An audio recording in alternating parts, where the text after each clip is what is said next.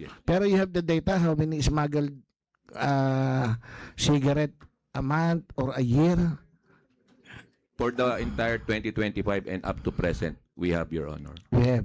Yes. And mostly, it came from what port? How many port of entry do we have in the 17. 17? Yes, sir. Usually, saan nanggagaling ang port of entry na yan? In terms of initiated seizure, Your Honor, Port of Davao is the highest number of Initiated seizure, ibig sabihin nahuli nyo yan sa loob. combined, Your Honor. Merong nakalabas. Yes, Your Honor.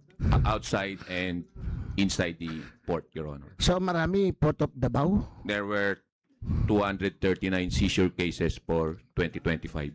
Sige, anong reason bakit sa Port of Davao marami? Anong nyo po? With your intelligence, anong nangyari? Why Port of Davao? Maluwag ang Port of Davao? Actually, Your Honor, majority of the 239 seizure cases joint law enforcement operation and turned over by PNP, Coast Guard to BOC. In coordination with BOC, Your Honor, the operation at Davao. Pero I mean, the fact na laging dinadala sa Port of Davao, it's a haven of smuggling pagka ganun. Mas maluwag doon siguro kaya doon nila dinadala.